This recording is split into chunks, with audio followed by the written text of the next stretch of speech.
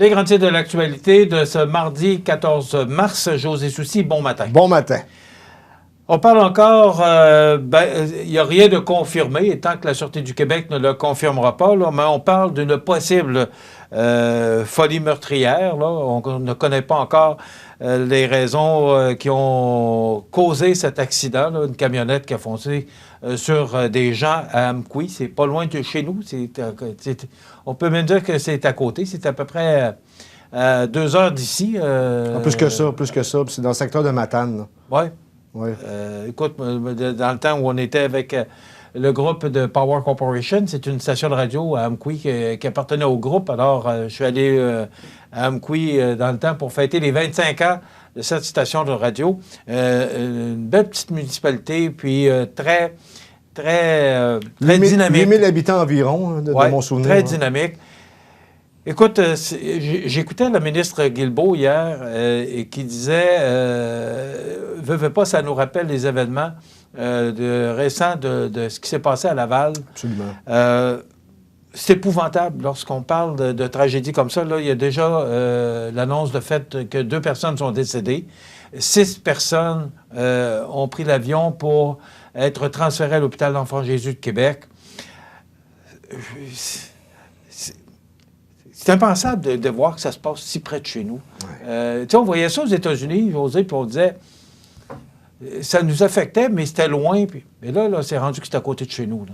Absolument, Michel, puis c'est déplorable ce matin. Là, on ne connaît pas les raisons inhérentes aux gestes, mais on pense que ça serait possiblement une forme de folie qui aurait poussé l'individu à commettre ce crime.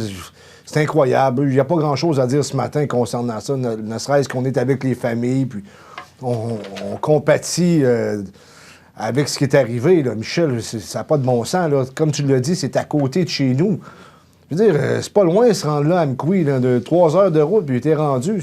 Amqui ou Montréal, c'est à peu près le même temps. Michel, je ne sais pas quoi dire de plus que ça.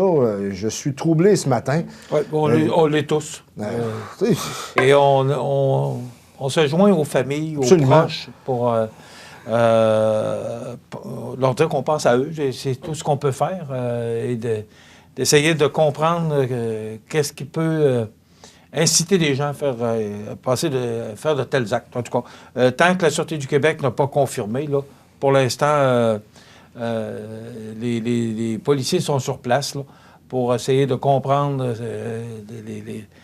qu'est-ce qui aurait pu inciter cette personne-là à agir de cette façon-là. Alors, on connaîtra probablement au cours de la prochaine journée. Ça semble intentionnel. De ce qu'on en sait avec les indices que nous avons, ça semble intentionnel. Mais tant que ce n'est pas confirmé par la Sûreté du Québec, on va attendre avant de se prononcer. OK. La ferme Pellerin Incorporée, et je vais juste finir, on est toujours mal à l'aise de parler de ça. Ah oui. Parce qu'on essaie de trouver, en tout cas c'est mon cas là, actuellement, on essaie de trouver les bons mots et c'est difficile de les trouver dans un tel événement. Je vous l'ai dit, c'est à Amqui, c'est pas loin d'ici, mais ça pourrait être chez nous, ça pourrait être des gens, ça pourrait être notre famille, on le sait. Ça pourrait être à Montmagny. Oui. Alors voilà, la ferme Pellerin Incorporée remporte le prix Maître éleveur de Holstein Canada. Quand même, écoute, on parle de 1000 éleveurs qui auraient remporté ce prix. C'est pas beaucoup de monde pour le nombre d'éleveurs, donc c'est digne de mention. Il y en a 20 nouveaux à chaque année.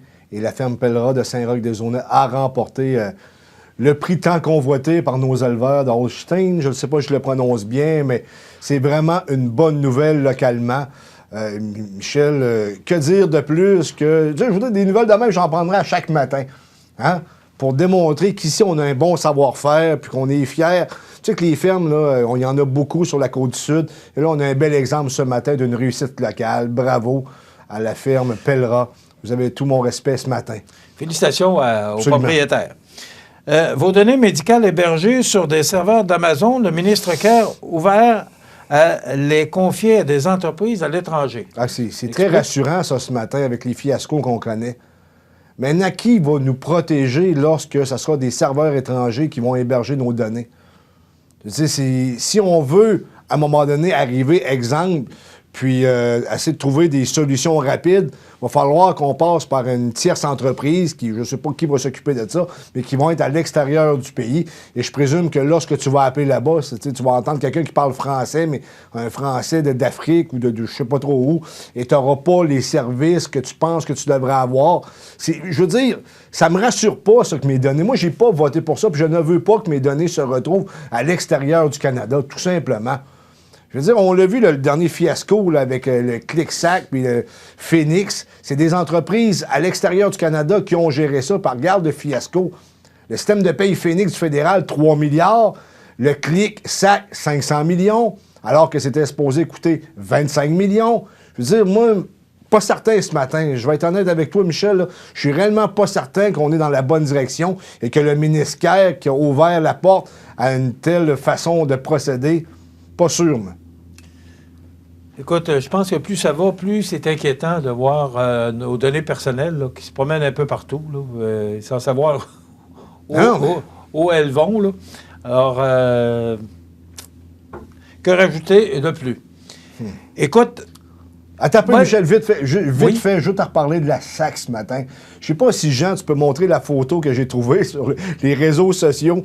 Tu as déjà vu les 12 travaux d'Astérix? Lorsque Astérix et Obélix arrivent dans la Maison des Fous, qu'il y a des fonctionnaires puis qu'il n'y a rien qui fonctionne, ben c'est à peu près ça, la SAC.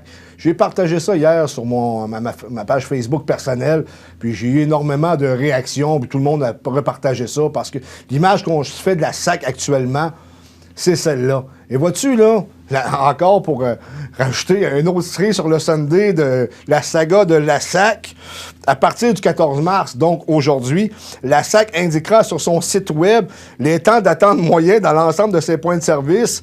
L'objectif est d'aider les clients à mieux planifier leur déplacement, mais on est obligé d'agir de même parce que le système informatique de la SAC ne fonctionne pas comme il devrait fonctionner, mais il va falloir passer par ce système-là pour savoir c'est quoi le temps d'attente pour se rendre à la SAC, puis rester là, parce que si tu restes là 3 heures de temps, il faut que tu planifies. Je veux dire, c'est complètement ridicule, Michel, ce qui se passe du côté de la SAC.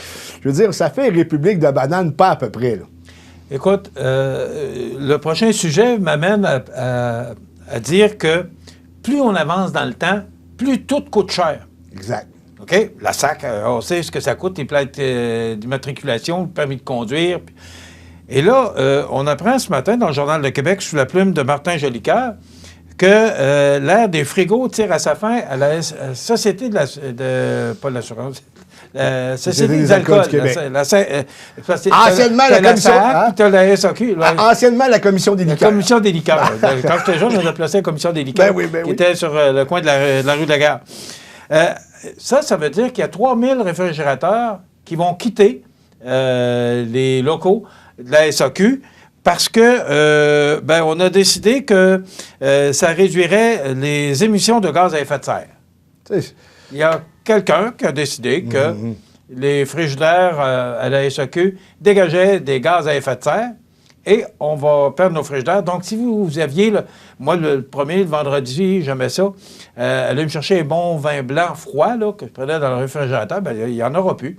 Alors, les vins, les spiritueux, ou peu importe tout ce que vous achetez à la SAQ, encore récemment, il y a eu une autre augmentation.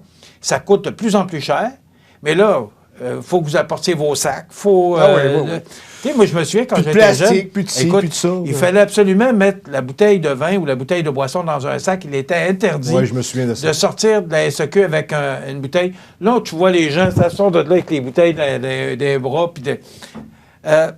Tout coûte plus cher, mais on a de moins en moins de services. Et d'ailleurs, j'en parlais avec Alexandra et Nicole avant l'entrevue ce matin. C'est à se demander où l'on s'en va. Et moi, qu'on me réduise mes services, mais que le prix s'y rattache. Alors, ça veut dire que là, ça coûte plus cher, mais tu as de moins en moins de services. Les sacs, juste les sacs, comment tu penses que ça coûtait à la SAQ? Alors, ils n'ont plus cette dépense-là, mais le vin continue à augmenter, les spiritueux continuent à augmenter, et ça augmente, je ne sais pas si vous remarquez, là, mais ça augmente très rapidement. Et on s'en rend compte lorsqu'on va acheter les Oui, produits. puis en plus, c'est nationalisé, l'alcool au Québec, Ouais. jusqu'à un certain point. Là. Ça veut dire que tu n'as pas le choix pour avoir des bons vins, aller du côté de la SAC, alors qu'ailleurs, exemple, aux États-Unis, tu n'as pas ce problème-là. Et c'est comme Hydro-Québec, et c'est comme d'autres, ça nous appartient. Ouais, c'est ça. Des fois, ça paraît pas. Merci, José. On se retrouve demain. Maintenant, demain, justement, on aura la chronique culturelle avec Cynthia Lamontagne et Marie-Ève Lamonde.